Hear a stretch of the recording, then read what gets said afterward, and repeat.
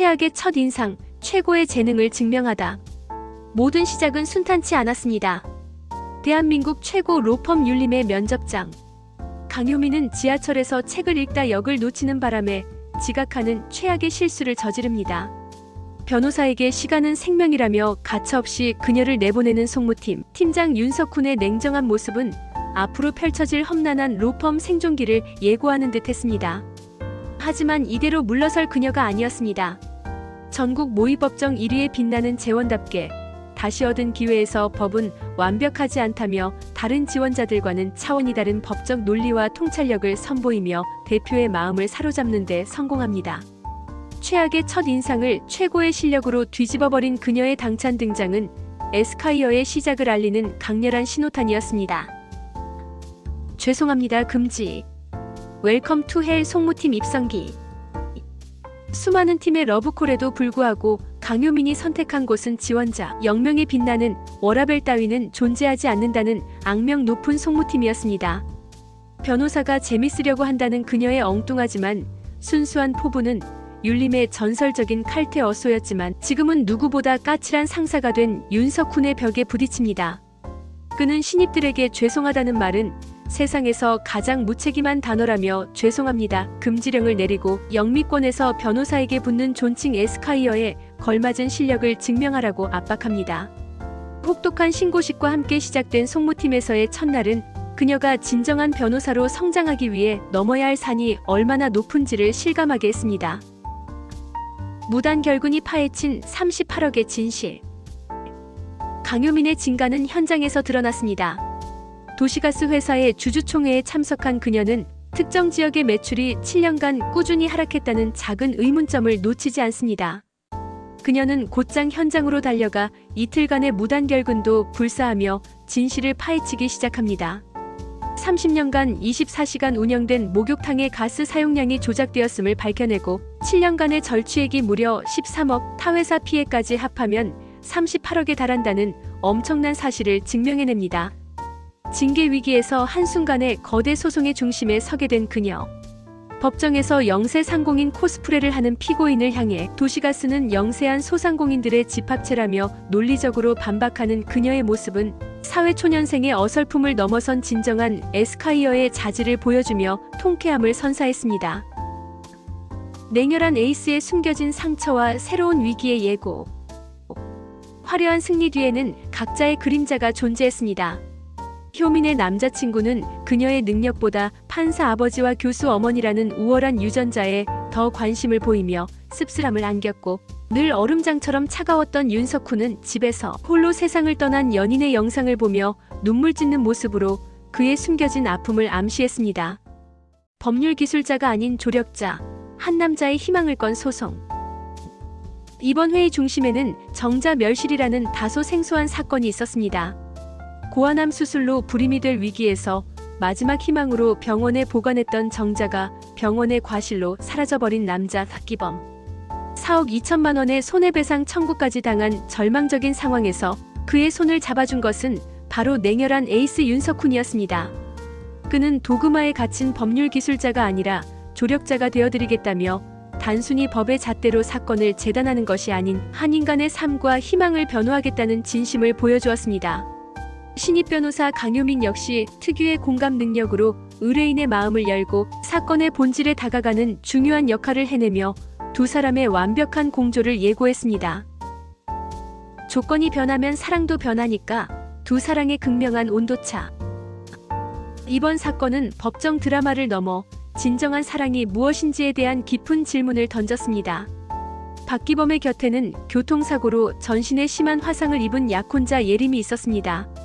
모두가 등을 돌릴 때 그는 변함없는 사랑으로 그녀의 곁을 지켰고 두 사람에게 정자는 상처와 절망을 딛고 함께 미래를 꿈꿀 수 있는 유일한 희망이었습니다. 그이들의 숭고한 사랑 이야기는 법정을 눈물바다로 만들었습니다. 반면 강효민의 남자친구 한성찬은 그녀에게 청각장애가 있는 쌍둥이 언니가 있다는 사실을 알게 되자 싸늘하게 변해버립니다. 원래 사랑했던 조건이 변하면 사랑도 변한다는 그의 비겁한 변명은 박기범의 헌신적인 사랑과 극명한 대조를 이루며 진정한 사랑의 가치를 되새기게 했습니다. 덜 다치는 쪽이 이기는 겁니다. 법정을 울린 진심의 승리.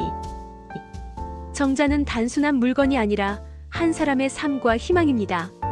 윤석훈과 강효민은 법정에서 이 사건이 단순한 기물 파손이 아닌 한 가족의 미래를 파괴한 특별 손해임을 강력하게 주장합니다. 여기에 언론전을 준비해 병원의 이미지를 압박하는 윤석훈의 치밀한 전략이 더해지면서 전세는 완벽하게 역전됩니다. 결국 상대편 변호사이자 효민의 남자친구였던 한성찬은 백기를 들고 합의를 요청합니다. 소송은 승패와 상관없이 덜 다치는 쪽이 이기는 겁니다. 윤석훈의 이 한마디는 법정에서의 승리가 단순히 이기고 지는 것의 문제가 아님을 보여주는 이번 회의의 핵심 메시지였습니다. 성장하는 변호사들, 그리고 새로운 시작. 사건은 승리로 끝났지만 각자의 마음에는 새로운 파장이 일었습니다.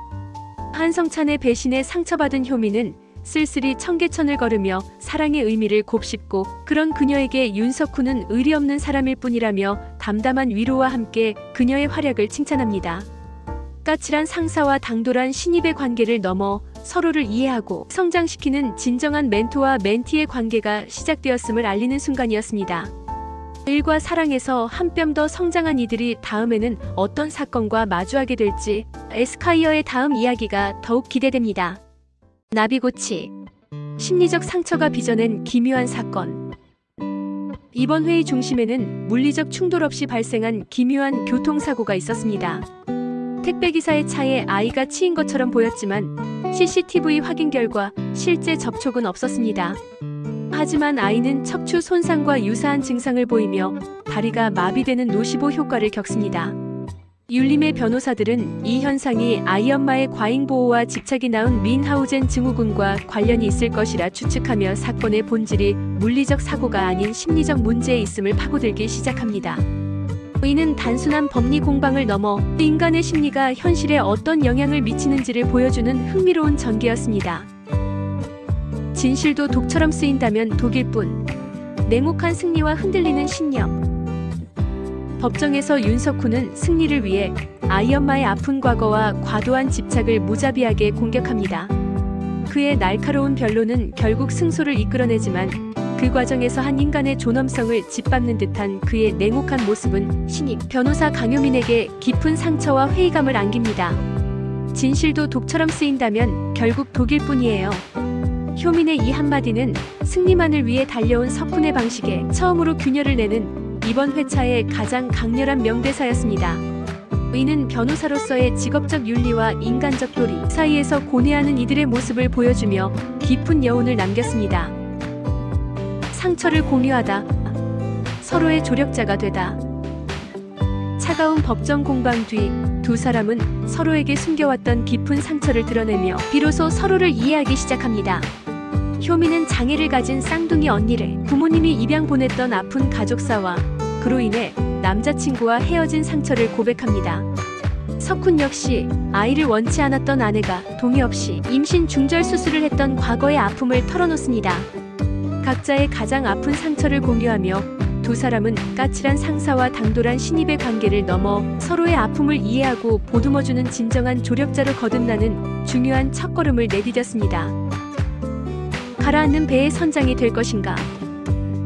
한편 윤석훈은 율림의 대표 자리를 제안받지만 가라앉는 배의 선장이 되고 싶지 않다며 단호히 거절합니다. 이는 그가 로펌의 문제점을 누구보다 정확히 꿰뚫어보고 있으며 단순한 권력욕이 아닌 진정한 개혁을 원하고 있음을 보여주는 대목이었습니다. 또한 부당한 업무 지시를 내리는 상사에게 직장 내 괴롭힘이라며 당당히 맞서는 효민의 모습은 그녀가 단순한 사회초년생을 넘어 자신의 신념을 지킬 줄 아는 강단 있는 인물임을 증명하며 통쾌함을 선사했습니다. 악마를 변호하다. 5억 수임료와 흔들리는 신념. 이번 회차의 시작은 5억 원이라는 거액의 수임료가 걸린 아동 학대 사건이었습니다. 의뢰인은 막강한 권력을 지닌 코모펀드 대표 최철민. 가해자가 명백해 보이는 상황 앞에서 신입 변호사 강효민의 정의감은 불타오릅니다. 그녀는 감정적으로 의뢰인을 단죄하려 하지만 팀장 윤석훈은 감정에 휘둘리지 말라며 냉혹하게 그녀를 제지합니다. 로펌의 이익과 변호사로서의 냉철함을 우선시하는 그의 모습은 효민의 순수한 신념과 정면으로 충돌하며 두 사람 사이에 팽팽한 긴장감을 형성했습니다. 이는 단순히 이기고 지는 소송을 넘어 변호사로서 무엇을 지켜야 하는가에 대한 근본적인 질문을 던지는 순간이었습니다. 법밖의 정의. 눈에는 눈, 이에는 이. 하지만 윤석훈은 단순한 속물이 아니었습니다. 그는 의뢰인의 집을 방문해 학대받는 아이 인형을 직접 마주하고 법의 테두리 안에서는 이 악마를 심판할 수 없음을 직감합니다. 저런 악마 같은 사람도 부모가 되는데, 아이를 간절히 원했지만 갖지 못했던 자신의 깊은 상처를 건드린 이 사건 앞에서 그는 자신만의 방식으로 정의를 구현하기로 결심합니다. 그는 먼저 학대를 고발했던 가정부를 압박해 소송을 취하하게 만들지만 이는 더 큰 그림을 위한 미끼였습니다. 결국 그는 최철민에게 사기를 당했던 폭력 조직과 손을 잡고 법밖의 힘을 빌려 그를 완벽하게 파멸시킵니다. 눈에는 눈, 이에는 이. 최철민은 모든 것을 잃고 교도소에 수감되고 수임료 5억 원은 고스란히 피해 아동 인형의 계좌로 입금됩니다. 그의 위험하고도 통쾌한 복수는 법이 지켜주지 못하는 약자들을 위한 그만의 에스콰이어 방식이었습니다. 드러나는 상처, 깊어지는 관계. 차가운 복수 뒤에는 따뜻한 연대가 싹텄습니다. 이번 사건을 통해 서로의 다른 신념을 확인했지만 동시에 서로의 깊은 상처를 마주하게 된 효민과 석훈. 석훈은 효민에게 처음으로 자신의 실패한 결혼과 이혼한 아내와의 반려견, 공동육아에 대해 털어놓으며 인간적인 모습을 드러냅니다.